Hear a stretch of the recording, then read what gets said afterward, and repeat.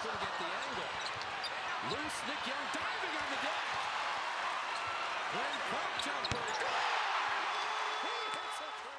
Welcome back, you guys, and injuries have hit teams hard this year, and one of those teams has been the Golden State Warriors. Their top 4 players have all been dealing with injuries this regular season, and it's forced a bench that already struggles with shot creation to take on more responsibility. Quinn Cook, a guy who went undrafted in 2015 and who's been cut from multiple NBA teams in the past 2 years, has been a huge boost for the Warriors' shot creation while Steph Curry has been nursing injuries. He has a pretty cool story, and shout out to everybody who requested this video topic because it was a lot of you guys asking for a Quinn Cook video. So let's talk about his journey to the NBA and how he made the Warriors playoff roster. In high school, Quinn Cook played basketball at 2 of the most recognized high school basketball programs. Quinn's first 3 years of high school hoops were played at DeMatha Catholic. A lot of NBA players have played there, like Markelle Fultz, Victor Oladipo, and Adrian Dantley, to name a few. But for his senior year in 2011, Quinn Cook transferred to Oak Hill Academy, where guys like Kevin Durant, Carmelo Anthony, and Brandon Jennings have played. ESPN ranked Quinn as the 38th best player in the country, and he committed to Duke, where he played all 4 years. His best college season was his senior year when he helped lead Duke to a national championship. That was the Duke team with Tyus Jones, Justice Winslow, and Jahlil Okafor.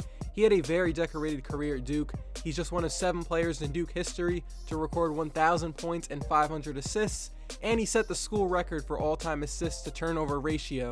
But being a part of a championship team was not enough for NBA teams during the 2015 draft. His 3 teammates, Jahlil, Justice, and Tyus, were all picked in the first round, but Quinn went undrafted.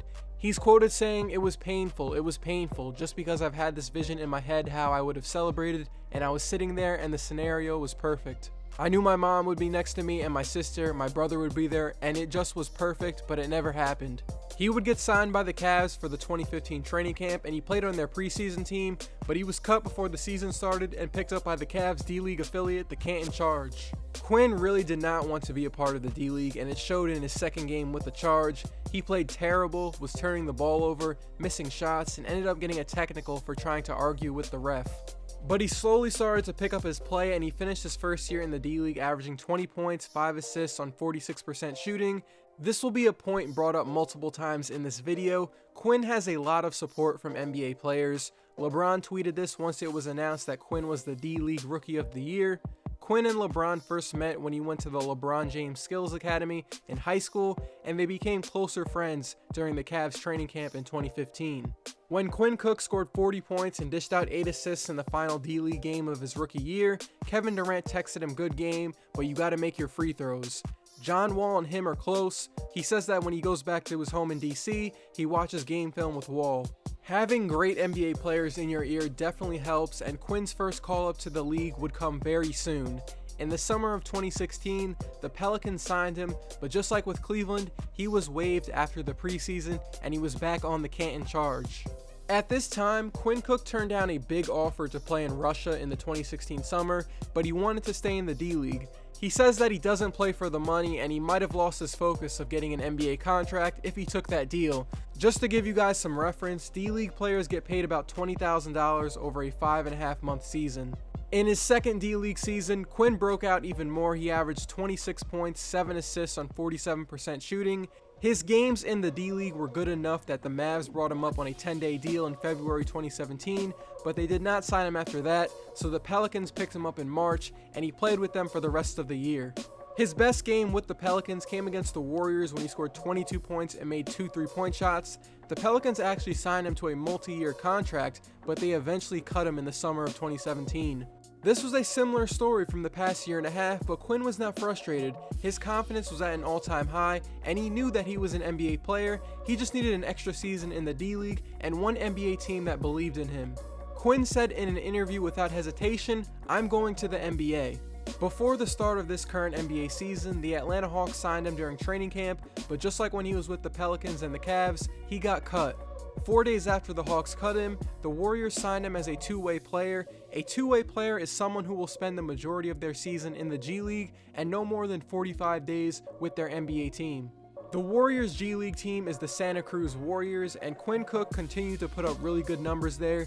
He became one of those players that was just too good for the D League, but since a lot of teams already had good point guards, there wasn't a dire need to sign him. While his point guard play was improving, an injury to Stephen Curry aligned perfectly for Quinn's timeline to prove that he belonged in the league for more than a 10-day contract. Quinn's not going to match Steph Curry's production at the point guard spot, no one can, but he's doing things like taking care of the ball and hitting threes at a good enough rate to where his teammates can trust him and defenses have to respect his shot. He got his first start in December 2017 against the Hornets, but it's been his great play in March that has gotten him noticed around the league. Last month, he averaged 13 points, 3 assists on 49% shooting. He had 3 straight 20-point games against the Kings, Suns, and Spurs. Then against the Bucks a week ago, he had 30 points and hit 5 threes. Quinn has given the Warriors 3-point shooting that most of the Warriors bench hasn't been able to provide, and the Warriors need shot creation, and Quinn can provide that. Quinn is also in the perfect situation, not just because he's on a championship team, but he's playing next to a guy that he grew up with in Maryland. Durant and Quinn Cook view each other as extended family, and they have a great connection on the court. They say it feels like they've been playing together all their life, even though they've been on different teams. Katie said that, I'm excited for him, but at the same time, I know it's an opportunity for me to kind of help and give him my experience, and for him to also help me out as well as a basketball player. We're just trying to sharpen each other. So after all that grinding he did after not getting drafted in 2015, Quinn secured a guaranteed deal yesterday for the rest of the season and next season. Check this screen cap of how many times Quinn Cook has bounced around the league. He's gotten cut and waived a bunch of times, and this doesn't even mention his time in the D League. This is a great story to me because he was struggling to even find a team to sign him last October, and now he's going to be the 4th most important offensive player in the first round of a playoff series in about a week. That's a big jump. He's going to have more responsibility than he's ever had in his life in this first round series, and I'll definitely be rooting for him to do well. Again, shout out to everybody who requested this video topic. A lot of you guys did in the comment sections of my last vid. You know who you are. I appreciate it. If you made it to the end of the video, definitely leave a like if you enjoy even one part of it, as it helps my channel grow. More NBA story videos on the way, and on Saturday I'll be putting out a video on Kenneth Faried's NBA career, so be on the lookout for that.